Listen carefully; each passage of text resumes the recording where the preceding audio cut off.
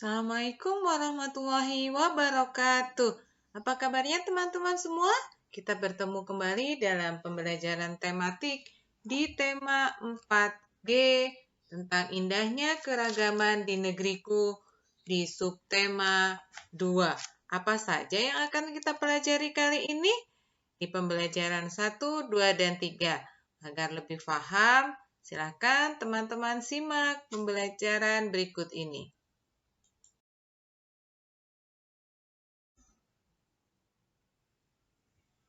Anak-anak, pembelajaran kita kali ini akan membahas tentang gagasan pokok, listrik statis dan dinamis, serta keberagaman rumah adat di Indonesia. Indonesia memiliki suku bangsa yang beragam. Terdapat lebih dari 300 kelompok etnik di Indonesia, atau tepatnya 1.340 suku bangsa, menurut sensus BPS tahun 2000. Masing-masing suku bangsa memiliki adat istiadat dan budaya yang berbeda. Coba bayangkan betapa kayanya budaya bangsa kita dan keberagaman suku yang dimiliki tersebut. Salah satu suku bangsa yang ada di Indonesia adalah suku Kajang atau dikenal dengan masyarakat adat Amatoa. Nah, teman-teman silakan baca dan pahami teks bacaan pada buku tema 4G halaman 51-52. Kemudian, carilah gagasan pokok dari masing-masing paragraf tersebut.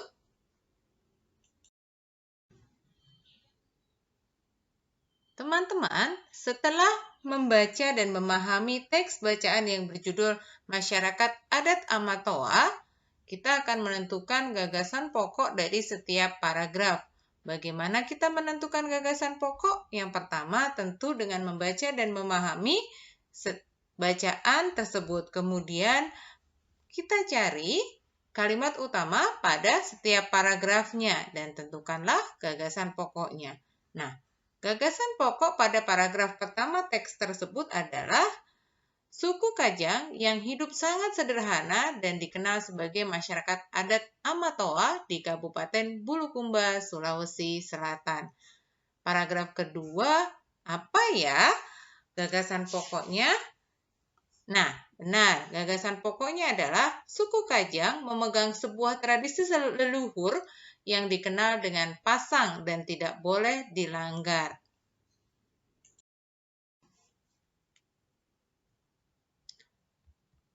Berikutnya, gagasan pokok paragraf yang ketiga, yaitu warna hitam melambangkan kesederhanaan. Masyarakat Kajang menggunakan pakaian yang hanya berwarna hitam. Paragraf keempat, memiliki gagasan pokok secara geografis, suku Kajang dibagi menjadi dua, yaitu Kajang dalam dan Kajang luar. Dan yang terakhir, pada paragraf kelima, dengan gagasan pokok, rumah adat suku Kajang berbentuk panggung. Itu ya teman-teman, gagasan pokok dari teks bacaan yang berjudul Masyarakat Adat Amatoa. Sekarang coba kalian bandingkan cara hidup suku Kajang dengan cara hidup suku bangsa kamu.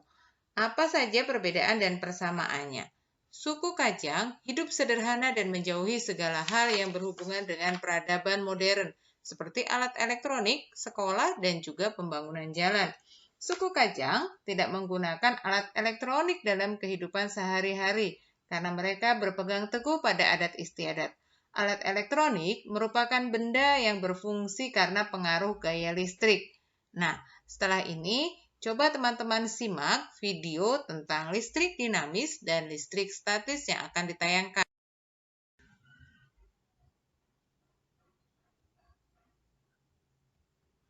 Percobaan 1, listrik dinamis pada lampu. Perhatikan sakelar lampu. Coba matikan lampu dengan menekan sakelar. Bagaimana keadaan ruangannya? Gaya listrik terjadi saat menekan sakelar untuk mematikan dan menyalakan lampu. Lampu menyala dan mati karena adanya aliran listrik dinamis. Percobaan kedua, listrik statis. Siapkan penggaris plastik dan potongan-potongan kertas. Kita akan mengamati yang terjadi pada penggaris dan serpian atau potongan-potongan kertas yang mengalami perpindahan muatan listrik. Dekatkan penggaris plastik pada potongan-potongan kertas. Coba perhatikan apakah yang terjadi. Apakah potongan-potongan kertas tertarik oleh penggaris?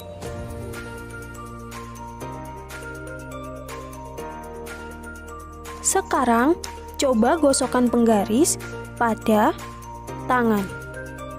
Selain di tangan, kita bisa menggosokkan pada rambut yang kering. Gosokkan selama kurang lebih 20 detik. Lalu, dekatkan penggaris pada potongan-potongan kertas. Apa yang terjadi ya?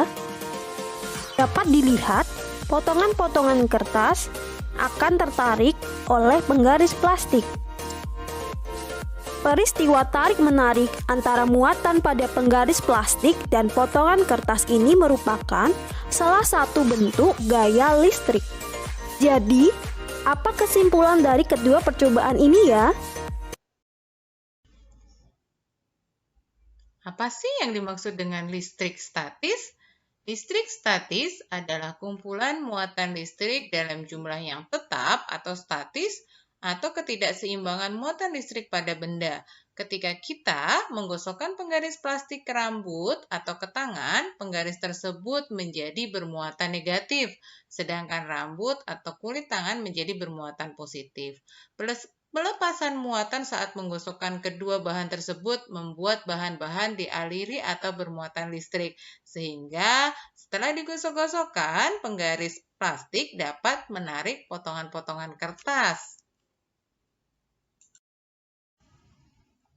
Peristiwa tarik-menarik antara penggaris dengan potongan kertas menunjukkan keberadaan listrik statis. Muatan listrik pada peristiwa tersebut dalam keadaan diam atau tidak mengalir. Berbeda dengan muatan listrik pada kegiatan yang pertama tadi. Muatan listrik mengalir dari sumber listrik atau saklar ke lampu yang bisa menyala ketika saklar ditekan. Listrik yang mengalir tersebut disebut listrik dinamis. Adalah listrik yang berubah-ubah atau bisa bergerak dan sering disebut juga dengan arus listrik. Sekarang coba perhatikan gambar berikut. Lampu dapat menyala karena terdapat aliran listrik atau arus listrik dari sumber listrik yaitu baterai melalui kabel ke arah lampu bohlam. Kemudian aliran listrik kembali ke baterai. Arus listrik ini mengalir dari kutub positif ke kutub negatif sumber listrik atau baterai. Teman-teman tentunya telah memahami apa yang dimaksud dengan listrik statis dan juga listrik dinamis. Listrik dinamis digunakan pada peralatan elektronik. Apakah semua peralatan elektronik bekerja dengan cara yang sama? Coba teman-teman amati cara kerja beberapa peralatan elektronik yang ada di rumah kalian. Dalam kehidupan sekarang ini, peralatan elektronik sudah menjadi bagian penting. Banyak sekali peralatan elektronik yang digunakan untuk menyelesaikan tugas atau memberikan kenyamanan dalam kehidupan kita. Misalnya ada kipas angin, kulkas, dan juga televisi. Peralatan elektronik bekerja menggunakan listrik dinamis. Bagaimana cara kerja alat elektronik secara umum? Peralatan elektronik dapat bekerja jika dihubungkan dengan sumber listrik. Setelah terhubung, arus listrik akan mengalir melalui penghubung atau kita sebut dengan kabel dari sumber listrik menuju mesin dalam alat elektronik tersebut. Contoh sederhana adalah kipas angin.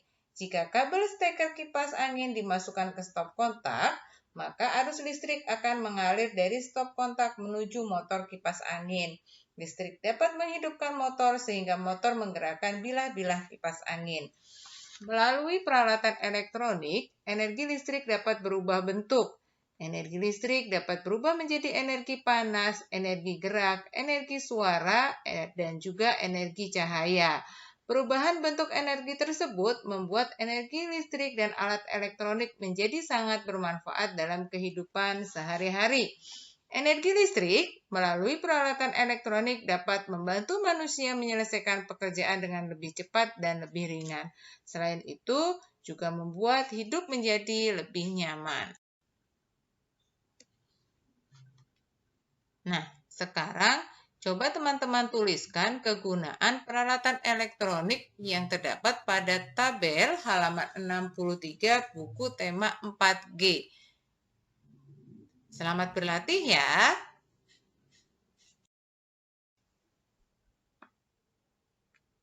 Dengan perkembangan teknologi saat ini, sangat banyak peralatan elektronik yang memudahkan pekerjaan dan juga memberikan kenyamanan dalam kehidupan kita di rumah.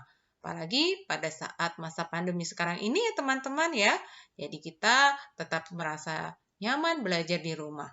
Nah, ternyata di Indonesia terdapat banyak ragam rumah adat ya.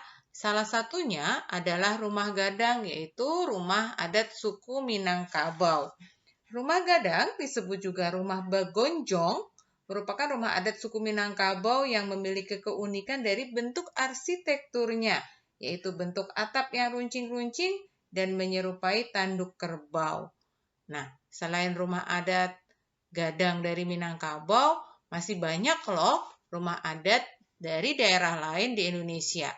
Apa nama rumah adat daerah asalmu? Coba kalian cari.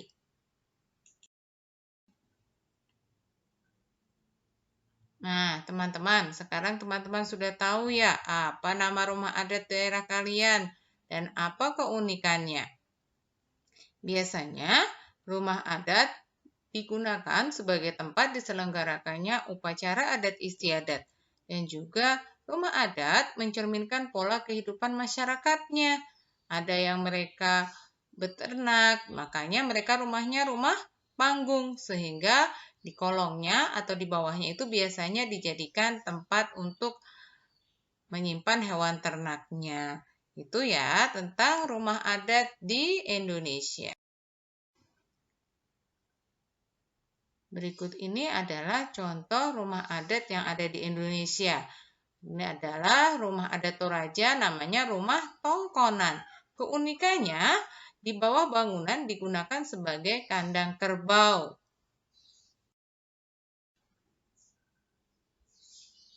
Contoh rumah adat yang berikutnya adalah rumah kebaya dari DKI Jakarta. Rumah ini adalah rumah adat suku Betawi. Biasanya ada bagian bangunan yang dinamakan pendopo atau terasnya dibuat agak luas. Di sini biasanya mereka menempatkan atau meletakkan meja dan kursi untuk menerima tamu yang bukan kerabat atau keluarga.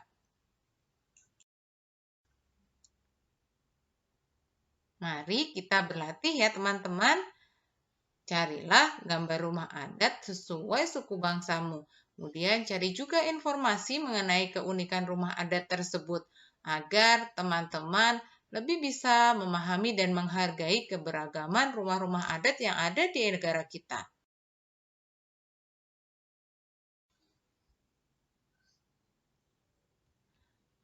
Terima kasih sudah menyimak. Kita akhiri pembelajaran kali ini. Semangat belajarnya. Wassalamualaikum warahmatullahi wabarakatuh.